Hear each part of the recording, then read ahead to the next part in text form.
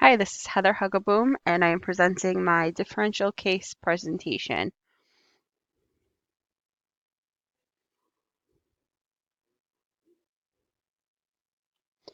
A young woman, 28 years old, with opioid use disorder presents. She has a history of using IV heroin. She has post-traumatic stress disorder and no other medical problems or is taking any other medications. She's currently single and lives with several roommates, has a history of legal problems with some jail time, and she's sexually active with both men and women, and it has inconsistent use of sexual protection. She presents with shortness of breath, chest pain, flank pain, and fever. My three differential diagnoses are pneumonia, pyelonephritis, and hepatitis B. Pneumonia is my most likely differential diagnosis due to the fact that the patient is experiencing symptoms of a respiratory infection. She presents with chest pain, shortness of breath, and fever, all which are associated with pneumonia. This patient is susceptible to the infection in that she has multiple roommates. Her drug use can impair her immune system, making her more at risk to develop infections. Mycoplasma pneumonia is commonly found in younger adults such as she, and especially those who live in crowded conditions. Pyelonephritis, or a urinary tract infection, would be my second choice for a differential diagnosis. Her multiple sex partners without the use of protection put her at a high risk of acquiring a urinary tract infection. Flank pain is commonly associated with pyelonephritis, as the UTI may have traveled to her bladder and/or her kidneys, and a fever would be found in someone with an infection as well. And due to the patient's time in prison, her multiple roommates, and her IV drug use, she's at a high risk of acquiring a hepatitis B infection. Although hepatitis is not commonly symptomatic, she may experience a low-grade fever or some flank pain. Comparing the two diagnosis groups, I previously thought that tuberculosis was a good diagnosis based on her previous and current lodging situation, but no symptoms truly point to this as a diagnosis, so pneumonia seemed the more likely culprit. Hepatitis did remain the same for the high-risk social environment and housing situation and the IV drug use. However, hepatitis B is more prevalent in IV drug use and therefore became the new diagnosis. And pyelonephritis and UTI remain the same, but I spent a larger time focusing on pyelonephritis to target in on that flank pain and to pinpoint possible kidney and bladder involvement. Pneumonia develops as an acute infection in the lungs. In our patient's case, the organism entered the lungs through inhalation.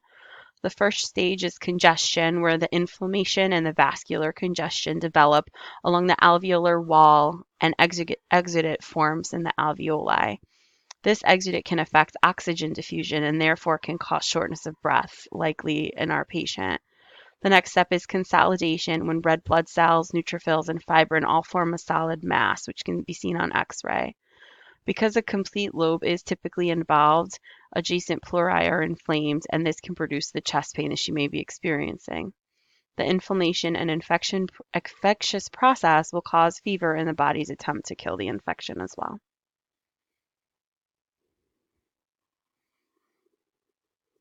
Her high-risk situation of being an IV drug user increases her risk of community-acquired pneumonia by tenfold. And this could be due by a number of factors. Sometimes there's concurrent smoking of cigarettes or illicit drugs. The stupor induced by some injected drugs favors development of aspiration pneumonia or lung abscesses. Bacteremia may follow injection and may also affect the lung. Narcotics also diminish the level of consciousness and can depress a cough reflex, which can make narcotic users less able to protect their airway and more likely to develop a pneumonia. Mycoplasma pneumonia is a widespread bacteria that usually infects people younger than 40 and those that live or work in crowded conditions. It is often mild enough that goes unnoticed, and it can be referred to as walking pneumonia.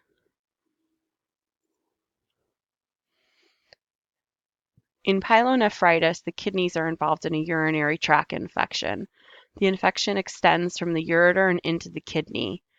Exudate fills the kidney, pelvis, and the calces, and the medulla is inflamed.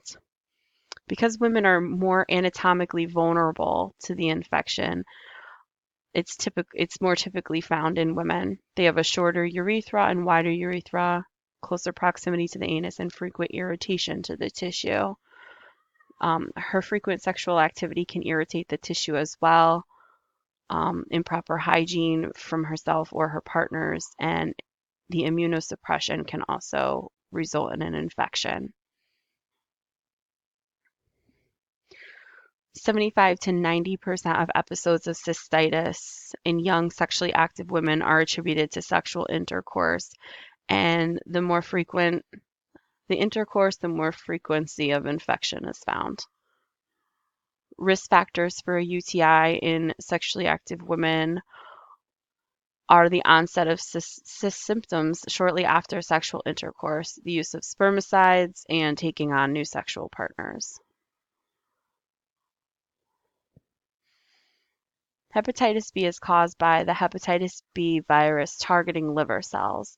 Early in the infection, the liver produces large amounts of antigens, and if this persists, it can pose a large risk to continued infection and liver damage.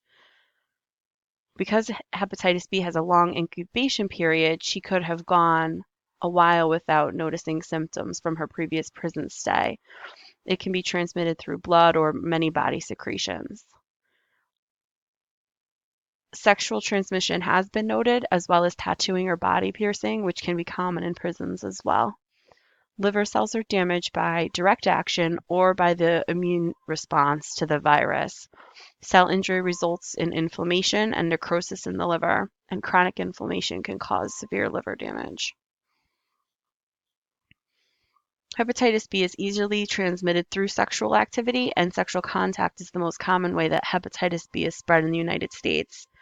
With our patient's sexual history, it is possible that she has a higher risk of acquiring hepatitis B.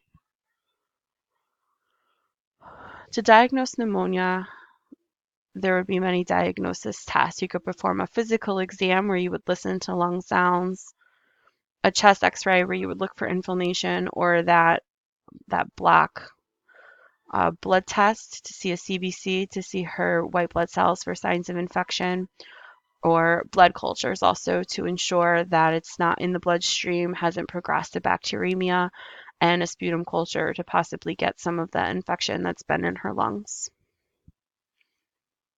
A treatment plan to put in place would include antibiotic medications such as penicillin, as well as fluids, antipyretics for her fever, and oxygen therapy if needed. We would also recommend administering a pneumococcal vaccine due to her higher risk. I would consider referring this patient to a rehabilitation facility, perhaps a inpatient or intensive outpatient. For further review of her hepatitis symptoms and her UTI, I would refer her to a gynecological exam and or a organization such as Planned Parenthood to discuss birth control and prophylaxis options, perhaps some condom education, and some sexual risk reduction. I would refer her for a mental health exam to treat her PTSD that may be contributing to her drug use, and I would refer her to some community services for her living situation and for risk prevention. And these are my references. Thank you very much.